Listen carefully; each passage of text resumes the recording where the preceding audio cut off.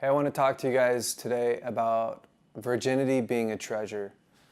I think oftentimes we look at virginity and we know that it's a treasure because that's what we were taught, quote unquote, but we don't actually sometimes unravel the mystery behind why and then also how to protect that and make sure that it's a treasure. And so I'm just going to give you a couple things on it.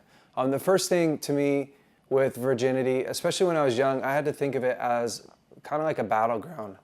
And I think a lot of men really resonate with the term battle, because we all, on some level or another, love war movies or we want to be a hero or something of that nature. And when I think about virginity, right away I think about the world wants to steal it from me. And sometimes I want to give it away when I was young, but I really want to keep it because there's that thing inside of us that says, if I give away something that I'm only going to have one time, I really want to make sure that I give it to the person that I want to give it to. And so thinking around that, I think your virginity, what makes it valuable is your ability to not only manage the outside world that wants to take it from you, but also your inside, your inner self that wants to indulge with your desires, I should say. And the ability to manage both of those worlds and look at your future self and go, okay, what do I want to be able to do 5 years from now? Who do I want to be? What do I want to be 10 years from now? What do I want my wife to feel on our honeymoon night?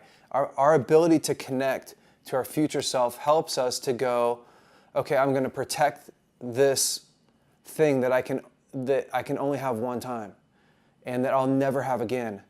And so, your virginity is only valuable because you protect it. It's like a gift. If you think about a gift and you give it to somebody at Christmas and they unwrap it and then you take it back and you wrap it back up and you give it to somebody else and they unwrap it and you take it back and you wrap it back up in the same paper. If you keep doing that, eventually the gift really doesn't have the same meaning for starters, and it doesn't look like a gift anymore. The wrapping is all tore up. It's all pieced together. And sometimes not just our virginity, but our lives are like that. And sometimes our minds become like that. And our hearts become like that because virginity is so much more than just an act. Virginity is like your innocence. And if you focus on protecting your innocence, ultimately you will protect your virginity. And so, I think really we have to begin to focus on not what are we saying no to, not this, I'm not going to go have sex today, or I'm not going to look at porn, or I'm not going to masturbate, but what am I saying yes to? What is my future self?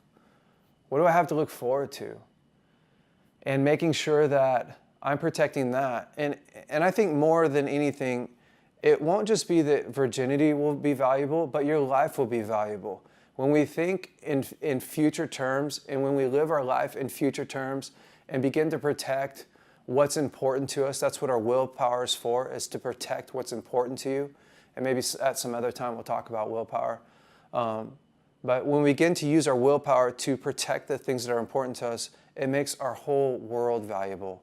And so virginity especially, it's a challenge at a young age. It's a challenge as we get older too.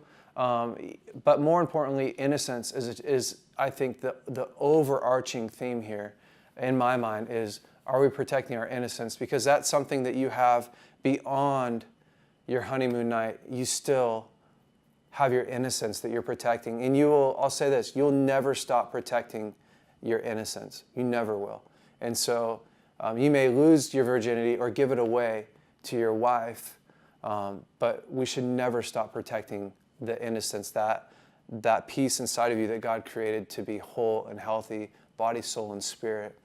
And so if you've lost your virginity before, the brilliant thing is that God goes back in time and He makes the things that we messed up as though they were not. You can look through the scriptures and find that. We've seen hundreds of testimonies where I know even myself where I've prayed for men and prayed for women, and on their honeymoon night, the woman will bleed, but more importantly, wholeness returns to somebody, and more importantly, that innocence returns to them. So Fight for what's important to you. Use your willpower to actually protect what's important to you.